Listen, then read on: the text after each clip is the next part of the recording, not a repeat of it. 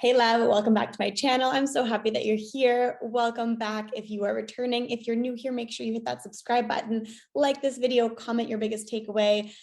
Today we're talking about being a recovering people pleaser. This is such a big conversation, but we're going to talk about a small aspect of it today.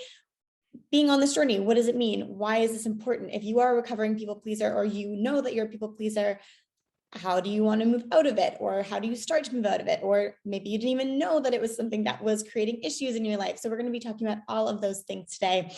Before we dive in, make sure you scroll down to the description. I have 3 free gifts for you that you can click on to really start your journey into working with more ease, getting rid of and releasing the overworking, the burnout, all of these things that are keeping us in this masculine energy cycle of how we're showing up to work, and really start to tap into the feminine. You can also scroll down and see the upcoming courses that I have going on that you can join in on, live or self-study, and some very accessible ways for you to work with me one-on-one.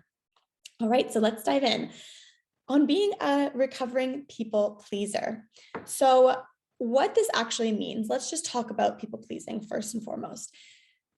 What it means is we have a desire to show up in order to make other people happy. And inherently, there's nothing wrong with that, right? It's a lovely and beautiful thing to have people who you care about in your life, who you want to take care of, who you want to love up on. And so you want to do things for them. What ends up happening and what happens within this narrative that we, especially as women, have been taught in our society is that we have to show up for the sake of other people in order to earn our place, in order to be deserving of love, in order to be deserving of success, in order to earn our place in the world, in order to earn money. So many things that we could go into there, but we're going to keep it general for right now. So again, we're perpetuating this narrative because it's what we've been taught. And just think about how your parents acted, especially how your mother or how a female guardian acted while you were growing up. What did you learn from them? How are they showing up? And how did that teach you to show up in your life, in your work, in your relationships, right?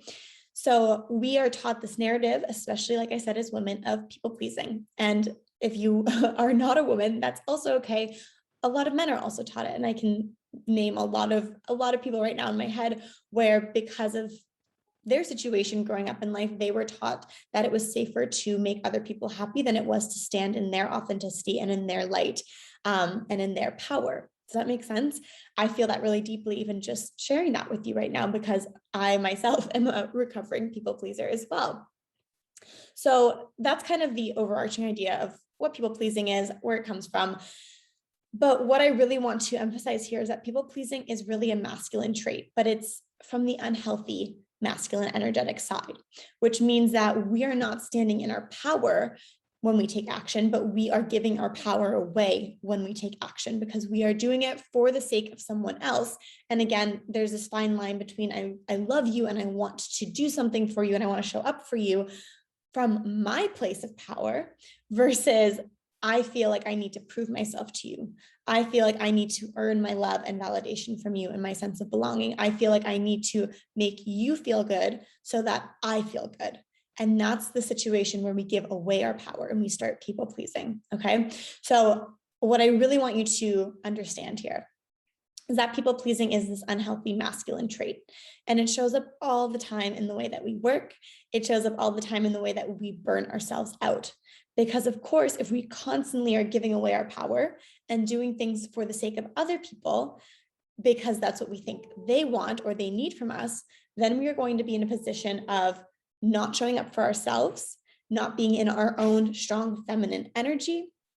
And we're going into the masculine instead, where we're taking action, like I said, from this place of smallness, right? We're not in our power when we take action. We're not doing it from our own intuitive guidance. We're doing it from the external expectations. And that's the key difference. And that general theme is what happens when you show up in the unhealthy masculine when you work. So whether it's people pleasing, whether it's a lack of boundaries, whether it is overworking and feeling like you need to prove yourself with how productive you are, all of these ways, whether you want to control, that's a big one.